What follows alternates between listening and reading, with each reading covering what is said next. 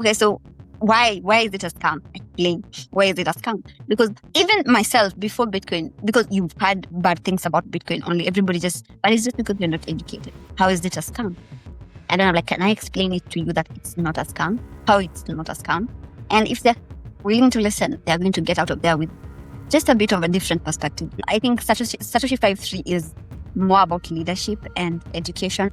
We're looking into having a whole program where we're teaching teachers to take Bitcoin to different communities, training Bitcoin educators. That is the bigger goal. And also always, we want to change the story of leadership, the leadership story, because it's not looking good.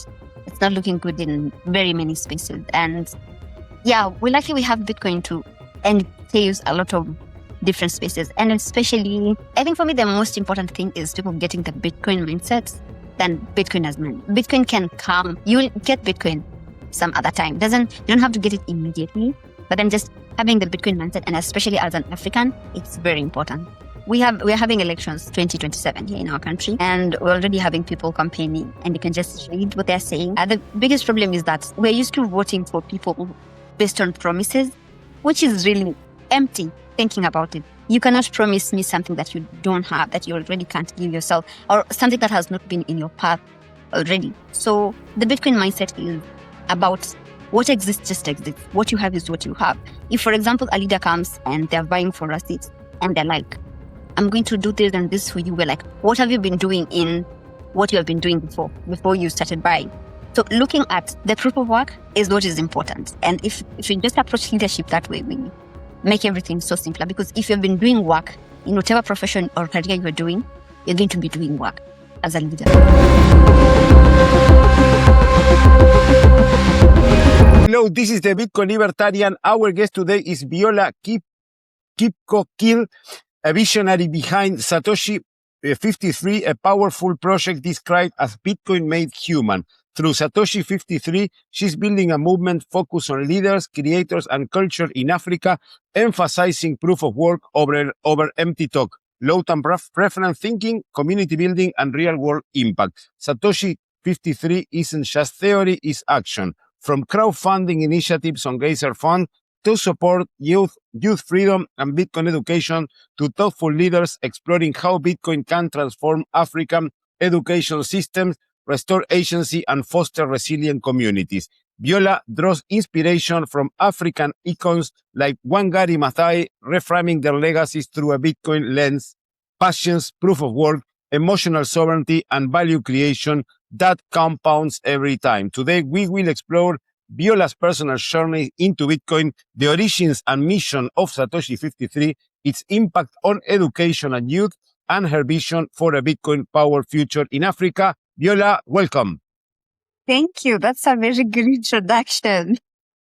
Thank you very much for being here. And let's go to the first question. The first question that I want to do is, Viola, how were you orange pilled? Okay, so I think it happened in two phases. The first one was last year. I took my friend to a Bitcoin Dada graduation. She was graduating. And I was just there for my friend, and there were a lot of women graduating and talking things I wasn't understanding.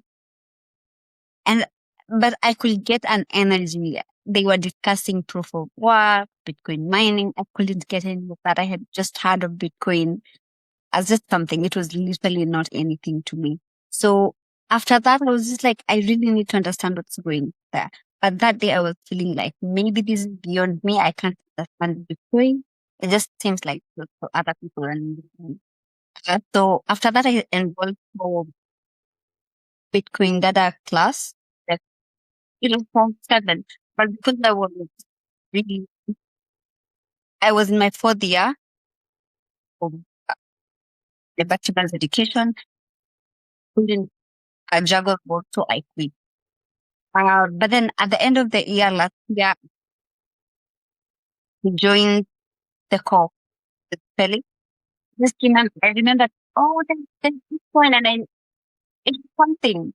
I need to go back to it. So I went to the call and started studying this year, the 7th, and then Let me check. I don't know why I'm not. Let me check one thing. I don't know why I'm. Can you talk again? I can listen to myself from the other side. I don't know why. There's echo. Because I see something. 1 second. Give me 1 second. So I don't know if this is my microphone. So let me check my microphone. No. Do I need to use my computer? I think that now it's doing an echo, but let me check. I was not listening correctly. Do you have earphones?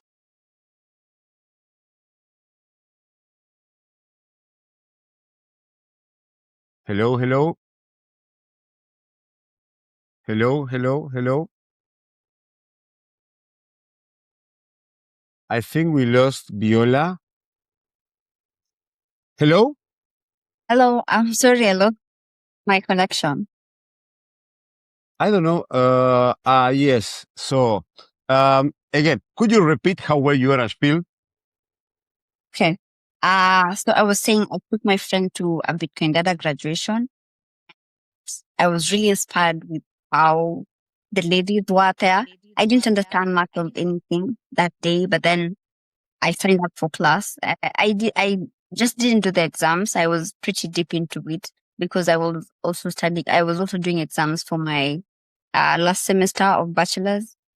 So I forgot about Bitcoin for the rest of the time from that was around June or July, and then all the way to November last year. And then I remembered that there was something like Bitcoin, and it was a really good thing. So I looked for my friend. I just found Felix's contact. Connection is not Can good. you I hear lost me? you.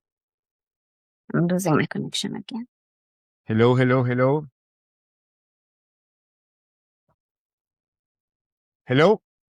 I lost you. So I see that it was cutting. You were talking and was cutting on the middle. So we had the same problem with a guy from Nigeria. So can you start again? Sorry. And let's see if the connection improve. Otherwise, I think that we need to reschedule or try without streaming. So can you go again? Okay, so I took my friend to a Bitcoin data graduation, and after that, I was really inspired with everything that was going on there, and I wanted to learn more. I signed up for class, and I really enjoyed the classes, but then I got caught up with my exams, and I didn't finish the course. So after some time, I remembered Bitcoin. I wanted my brother to sign up for class. I was thinking he really needs that, and then he couldn't sign up for Bitcoin data because it's just for girls. And somebody gave me the contacts of Felix, the founder of the core. You know him. Yes, I know. So he invited us to a graduation for cohort 3, or it was cohort 5. And then me and my brother went there, and I just signed up for the course, and then we graduated together in April this year. And then I started Satoshi 5.3 immediately. And what does Satoshi 53 do? Satoshi 5.3 is focused on making Bitcoin part of a culture, not just Bitcoin as money, because money really defines our lives. And we need to just make it part of, our emotional wellness, how we focus, how we create our careers and all that. So when I found Bitcoin, I was just like, no, this is the thing. This is the thing that because 5.3 is something that is really different that I structured before Bitcoin, and when I found Bitcoin, that was it. So you started you start Bitcoin 53 when you finish your studies. Mm-hmm. And what is this about? What activities you do? You just do teaching, or you focus in other aspects of daily lives? Okay. So we've started classes on Bitcoin leadership first. At the beginning of when we just started, that is in April, we had classes on just Bitcoin leadership. The aim was to have the people who are going to, first of all, lead in Bitcoin. Okay, the Bitcoin leadership concept comes from the decentralization part of Bitcoin. I think leadership in the whole world pretty centralized, which it just really is. Currently it's really failing leadership in most parts of the world. So thinking of a decentralized leadership where every single person is doing their part, and especially last year, it was last year when we had a lot of demonstrations in our country, where the Gen Z were on the streets every day fighting because of the finance bill, and bad leadership. And I didn't like that because I just feel like every single person is pointing fingers at the leaders and they're not looking at what exactly is it that I can do to make these things better.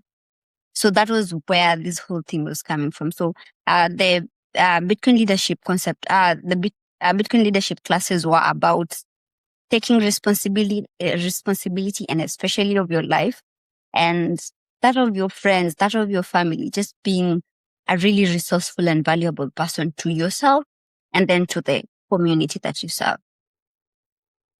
So basically, what Bitcoin 53 does is building leaders for their communities. These leaders needs to be focused their leadership or on building something related to Bitcoin, or they can just be, for example, a community leader not related with Bitcoin.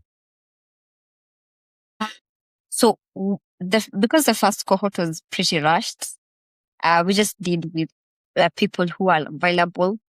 But then like going deep into it, we are looking at people who are already community leaders who already have established communities and taking Bitcoin to them so that they can give Bitcoin to their communities. Excellent. And which aspects of Bitcoin do you teach them? The financial, the freedom, the technical side? Less of technical, mostly financial and freedom. Yeah.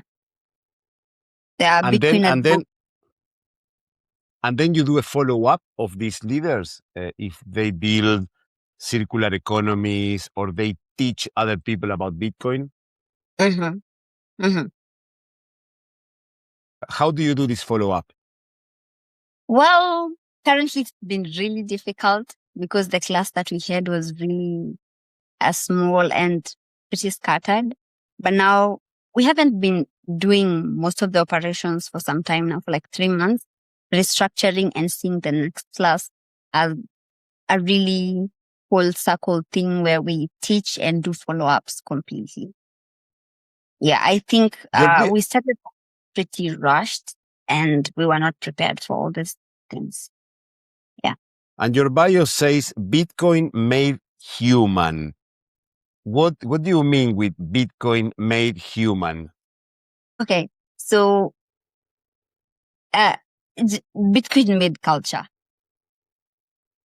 Yeah, it's just part of the daily life every other day. Yeah. Because it's most people, Bitcoin as money, most people just present Bitcoin as a money solution, but then the money the conversation cannot end there because this money is what is, it's what's controlling our relationships, our friendships, our careers and all that. So like looking at how this money can help, like can benefit us in those deeper roots of life that nobody talks about. Excellent. And what is, sorry? People don't talk much about that. Don't talk much about what. The relationship side of money affecting us. And why the name Satoshi 53? Because usually people do 21 or these numbers. Why 53? So 53 is really different from Bitcoin Fast. It was a structure I constructed when I was doing my last year of. I am a trained landscape architect, and so on the last project that I was doing, I was designing a school, and during the research, I got to see the human development and how we we were just children and now we are adults and life is so different. Looking at how children are so pure, you can see what happened until we became adults, and it's just really you learning more and learning just different things. So the 5-3 structure comes from 5 being the energies that a human being is able to control, naming them like the first one being our attention, the cognitive energy. The next one is emotional energy. Both of those are really about time, how you're spending your time, and how that's how they're engineered. Then we go to the physical energy, which is the tangible energy and technology and all that. And then there's social energy and financial energy. So looking, when I was structuring these 5 energies, I was just looking at what exactly is really important and what can someone really control, what is in the control of a human being. And I got with that. The 3 comes with time, the 3 periods of time, the past, present, and the future, just that. Yeah. And with that 5 comes a lot of other structures. So it's the connection between energy and time. Yeah. Basically, the 2 things that are protected by Bitcoin, because Bitcoin is energy and Bitcoin is a way to store our time, because when we work and we save money, we put time on that. We are saving time on the Bitcoin, Exactly. on the Bitcoin blockchain. To be honest, it's an amazing name, because usually most of the projects that have number are 21 for sure. That something Satoshi 21, something 21. And this, the 53 is really good thing. And you also said in one of your posts, can Bitcoin change the education systems in Africa? Why do you do this question? And which things from the education system in Africa must be changed? So even talking about the 5-3 system itself was coming from the pain of the education system in Africa. We're always learning the same things. Like the curriculum is just the same. So someone who's in like 35 years old, I'm 23, we probably went through the exact same curriculum, which does not cater for like different specialty or just bringing in more knowledge. So I was thinking that definitely with the Bitcoin mindset and Bitcoin culture, we could structure education a bit more differently. And also the fact that you have to, like, this is the first year that the culture in Africa about education is that you don't start working until you graduate. You just keep on studying. And it's really not very healthy. It's not natural to a human being to just study for 16 years and then start working. So thinking of Bitcoin helping in education process would be something like education on where you're actually solving problems. I think that the system, the educational system, is also a problem that we have now, that is very influenced by the fiat system. So I don't know if you agree. We are, when you go to the school, when you go to the university, you are taught to study and repeat. You are not taught as thinker. as individual thinker and asking questions, that this is the best way to learn. Do you think that this is happening in Africa? It's happening. Yeah, that's what exactly happening. And especially in Kenya. How do you approach the educational side of your projects? You select the people or the people come to you? And once you have to start teaching, how do you proceed with the teaching? Okay, so I think for now is looking for people who are interested, and especially like we're talking about community leaders. So you have to find them, and one that is like we're finding them, not them coming to us. So whoever is interested gets to sign up, and we can work together. Excellent. Excellent. I think that you're froze. No. Okay. So, and you wrote a beautiful thread about Wangari Maathai, that you said a Bitcoiner before Bitcoin. Could you explain me, because I didn't have too much time to go in deep to research about this person. Could you please introduce me this person, and why do you see that was a Bitcoiner before Bitcoin? So Wangari Maathai was an environmentalist, someone who really, really fought for environment here in Kenya. She won a Nobel Prize, and she just went, she had a movement called the Green Belt movement. Yeah. And she was the first woman in East Africa to get a PhD. So it was really someone who really pushed through to get her things out here. Reading her story, you get to see how she always had something in her. Like reading her whole biography, you see like it's not like it's just about the environment. She always fought for something inside of her, and it wasn't about her. She was fighting for the people and even for the environment. Me being a landscape architect, I really admire her. Yeah. And why do you think? Because I checked that she died in September 2011, so just few years after Bitcoin started. Why do you think that she is a Bitcoiner before Bitcoin? Well, I think you are only a Bitcoiner once you're a Bitcoiner, once you understand Bitcoin. There are people who do Bitcoin, like I say Bitcoin work is like the work. The Bitcoiner part is the work, the constant work of showing up for people, always looking for the people to be free. I feel like that is the Bitcoiner thing, because there are people who are holding Bitcoin, but you really can't say they are Bitcoiners. Bitcoiners is about the work. So I think her work really speaks of a Bitcoiner.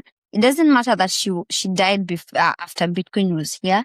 She probably didn't know about Bitcoin, but then her work speaks of the kind of work a Bitcoiner will put in to free her people.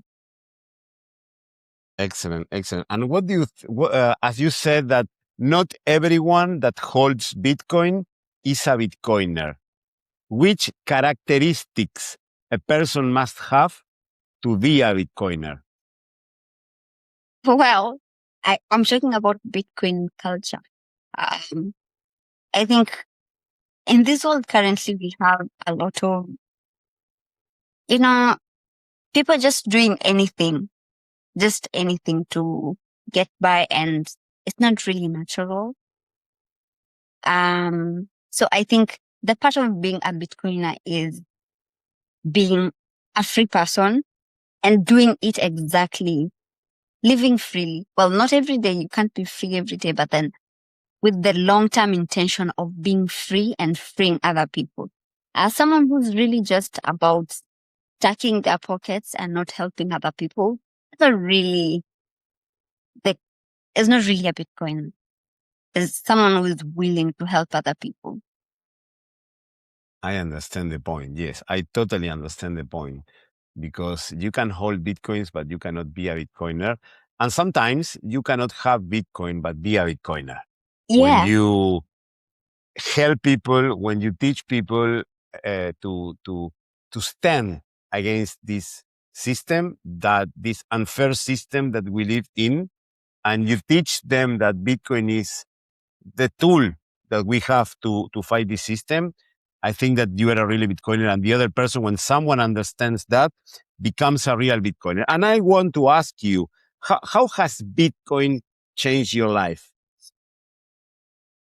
Bitcoin has changed me a lot.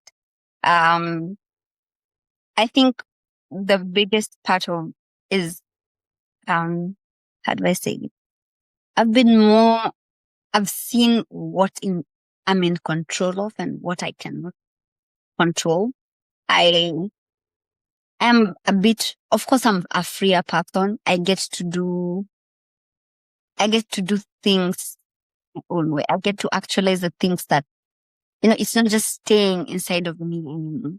And that's why you see, like, I graduated and immediately started the project because I just felt really free to express myself. And you talk about the culture of Bitcoin. You know that we have all this culture about I saw in Africa a lot of art related with Bitcoin. Do you work with this as a culture? And you also are an architect.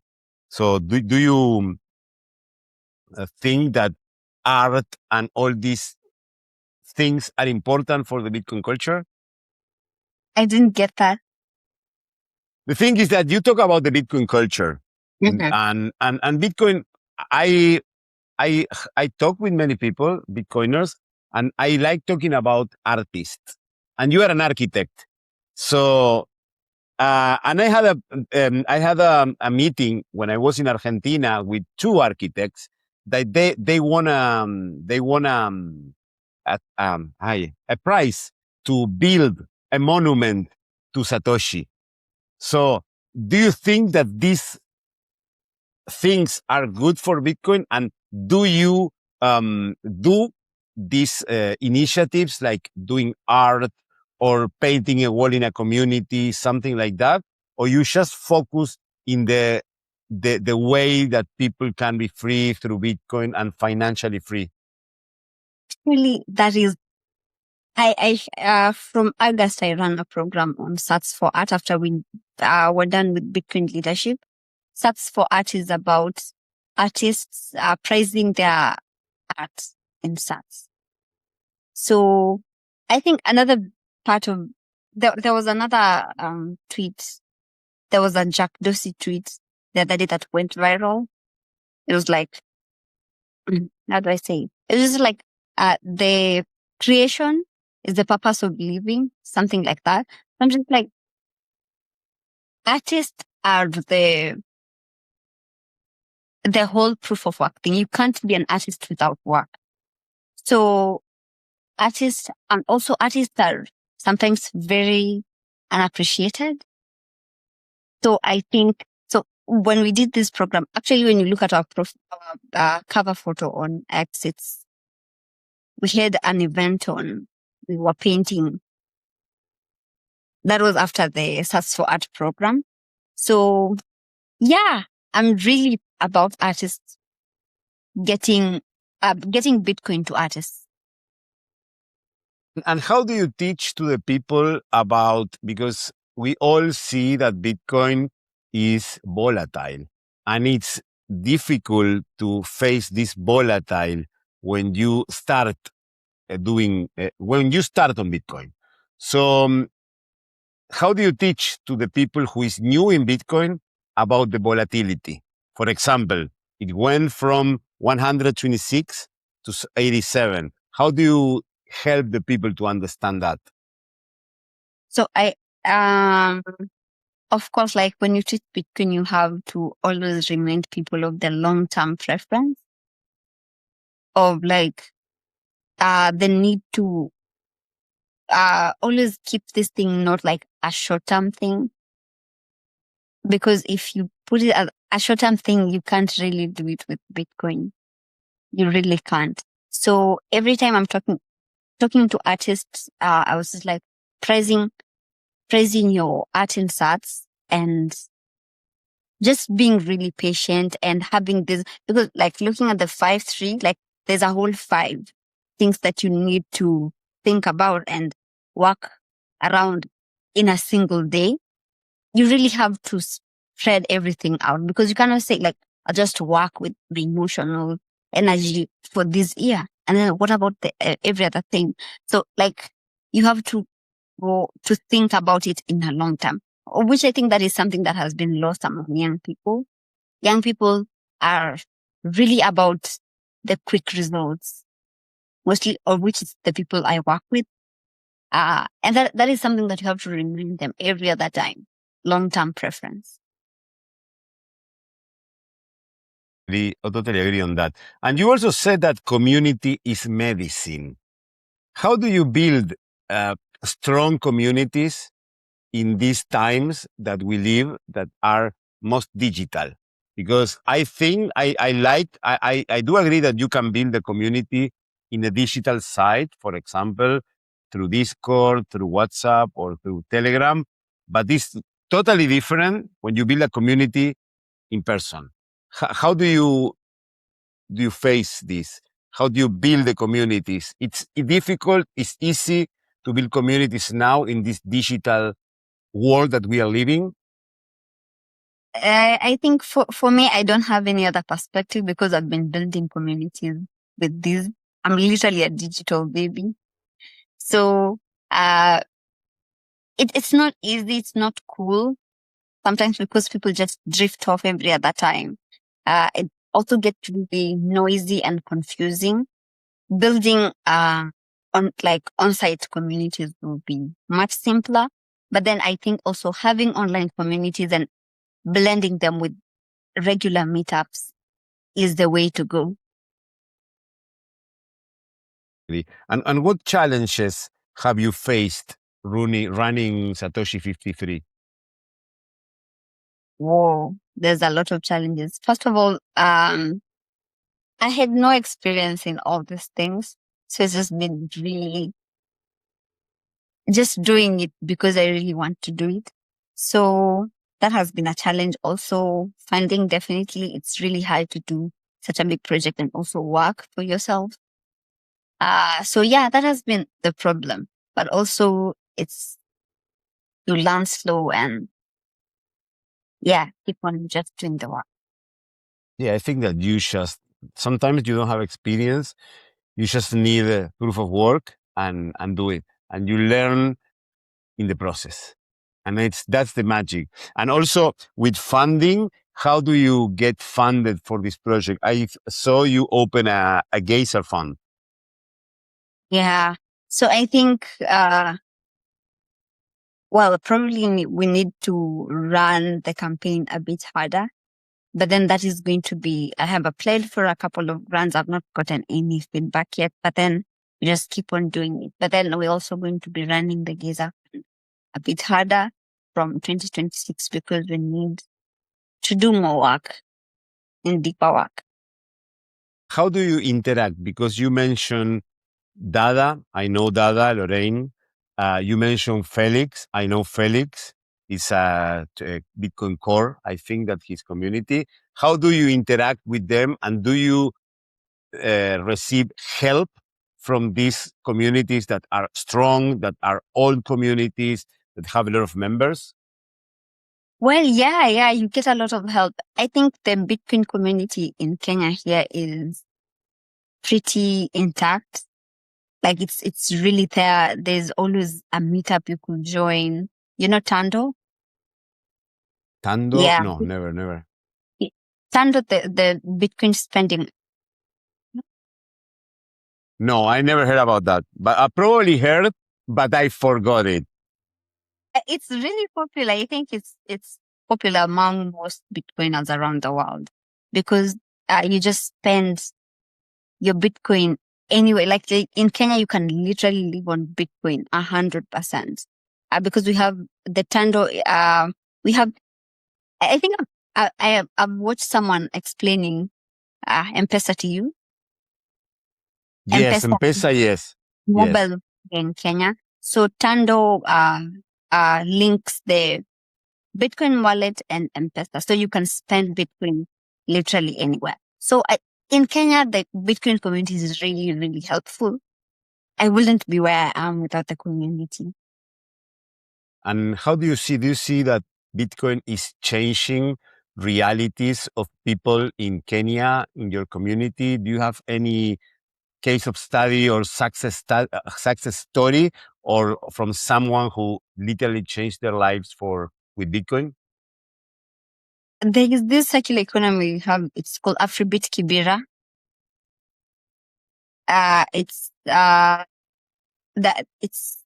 a informal settlement, and I don't know how long it's existed, but for a couple of years, and they have classes, and then the merchants accept Bitcoin, and there's literally a vibrant circular economy happening there. And then when you get the testimonies from the people, it's just the most heartwarming stuff. Yeah, it's And changed people's life over there. are you working with any circular economy, or you just are building leaders? Okay, so currently, the stats for art, we were trying to make it a circular economy, but there hasn't been a way properly. But I think we're going to get there. We are working on a movement, less of the Bitcoin leadership and stats for art, and just combining it into a movement where we get communities where they have already different communities that are not related to Bitcoin. They have a meeting and we take Bitcoin to them. The movement is called Stats Culture. It's how we're going to be running Sat25 in 2026. Where we're going to be combining this. If we have the talk is about people bringing sats into their daily lives. If you have a business, you accept Bitcoin as payment, and they see the importance of doing that.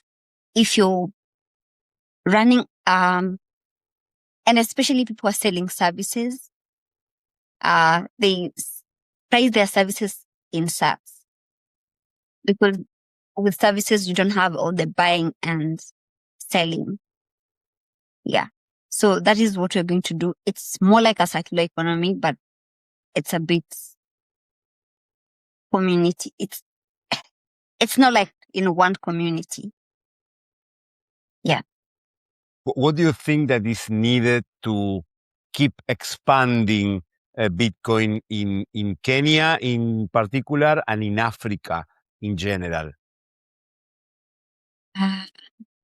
I think we just need more people to just keep talking about Bitcoin. We need more Bitcoin teachers, especially. We don't have a lot, because looking at it, there's just the same faces who teach Bitcoin every other time. And also having Bitcoin in every other. Bitcoin is really in Nairobi, the capital city, and in maybe just other small places. But then outside of the city, there's very few other places where we have any Bitcoin activation. Do you live in Nairobi or in another place? I live in Nairobi. So the capital city, I think, is more vibrant. We need more Bitcoin educators. We need more people like you to build a community, to help the people, to spread the message. Because I think that most of the people, when you start talking about Bitcoin, they probably see you in a strange way. They think that Bitcoin is a scam or something like that. Do you face it? Yeah, I have. Actually, I didn't see that most of the time because I was very confident in what I'm teaching. So I wasn't seeing that most of the time. But then because I was posting a lot on WhatsApp status, and especially this time during Christmas, you're at home and people are like, you're into scam, you're scamming people now. Yeah, some people see you differently and sometimes you even lose friends. Yeah, totally agree. And what do you say to the people when they say Bitcoin is a scam? Okay, so why is it a scam? Explain. Why is it a scam? Because even myself before Bitcoin, because you've heard bad things about Bitcoin only, everybody just, but it's just because you're not educated. How is it a scam? And then I'm like, can I explain it to you that it's not a scam? How it's not a scam? And if they're willing to listen, they're going to get out of there with just a bit of a different perspective. Yeah, I think that when I never thought that that Bitcoin was a scam, by the way. But I think that when someone says that Bitcoin is a scam, when you start studying Bitcoin, you realize that anything not Bitcoin is a scam. Bitcoin is the only true. The system is a scam. What is a scam? Fed is the biggest scam ever. That's the thing. The system is a scam. The pensions are a scam. All the financial world is a scam. Bitcoin is the only true. So that's to realize that you need to study. You need to put hours. You need to put proof of work and study Bitcoin and looking at the future, looking towards the future. What are the plans for Satoshi 53? I think Satoshi 53 is more about leadership and education. So we're looking into having a whole program where we're teaching teachers to take Bitcoin to different communities, training Bitcoin educators. That is the bigger goal.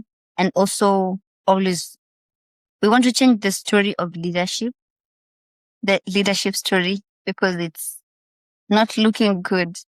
It's not looking good in very many spaces. And yeah, we have Bitcoin too, and it saves a lot of different spaces. And especially, I think for me, the most important thing is people getting the Bitcoin mindset than Bitcoin as money.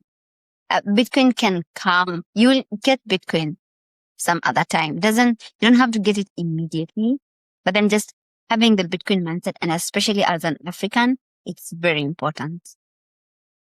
Two questions. What do you see? Why do you see that leadership is not good now? And what is the Bitcoin mindset? Okay, so I think the leadership is really like we're having elections in 2027 here in our country, and we're already having people campaigning, and you can just read what they're saying.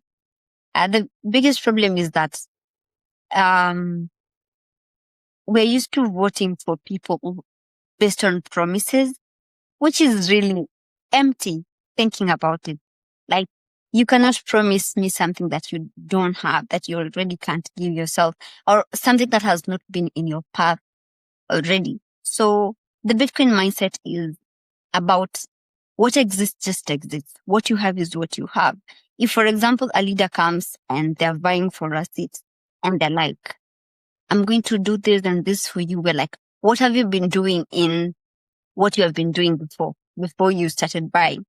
So looking at the proof of work is what is important. And if you just approach leadership that way, we make everything so simpler. Because if you've been doing work in whatever profession or career you're doing, you're going to be doing work as a leader.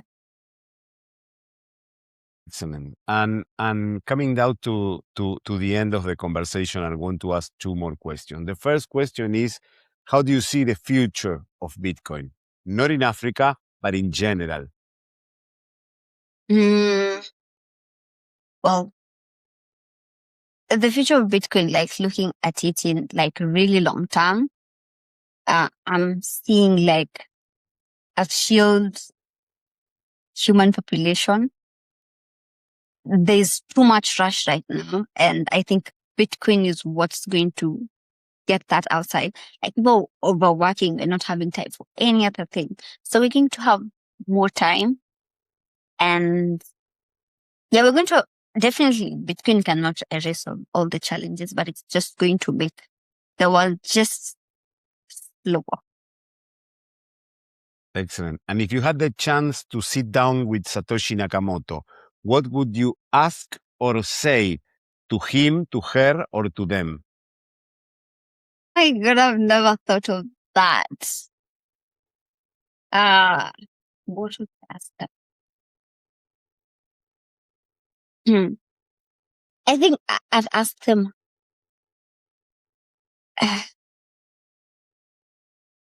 how much.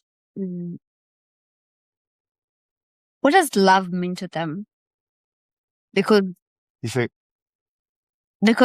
good question. Yeah, because Bitcoin, looking at how Bitcoin is designed, it's really a gift to humanity. It's just built with a lot of love. So yeah. Excellent. Yes, it's a good question. To be honest, it's a good question. It reminds me something that is a quote. I don't know if you watched the movie Interstellar. I'm a big fan of this movie. And one of the quotes that the guy is that love is something that can travel through space and time. And Bitcoin can travel through space and time as well. So this is a good connection, thinking on the quote of that movie. So Viola, thank you very much for your time. Anything else you want to add, and how people can contact you? People can contact me on. We have a Satoshi 53 page on X. There's also the Selfish Woman. That's my handle on X. I'm also on LinkedIn, Viola Kipkokir, and yeah, that's it. Excellent. We are going to leave all these details when we edit this video and upload to our YouTube channel. Viola, thank you very much. Have a great day and keep doing your great job. And let's talk in the future to see the evolution of Satoshi 53. Has been a pleasure to talk to you. It's been really nice. Thank you very much. And thank you very much to everyone who is on the other side. If you like the episode, give us a like, subscribe to our channel, follow us on social media, and give a comment, because with this, you help us a lot in our mission to paint the world orange. Share this episode with the people you love. Share this episode with the people you hate, because we must reach 8 billion people and give them the orange pill. See you in the next episode of our podcast. Stay humble, stack sats, and remember, we are all Satoshi. And that's all for today. If you like the episode, please give us a like, subscribe to our channel, follow us on social media. Our X account is the Bitcoin _. Our YouTube channel is the Libertarian BTC. Our YouTube channel in Spanish is Libertarian BTC ESP. Our Patreon, the Bitcoin Libertarian. Our Instagram, the Bitcoin Libertarian. That's all. You can go there and follow us in all our social media.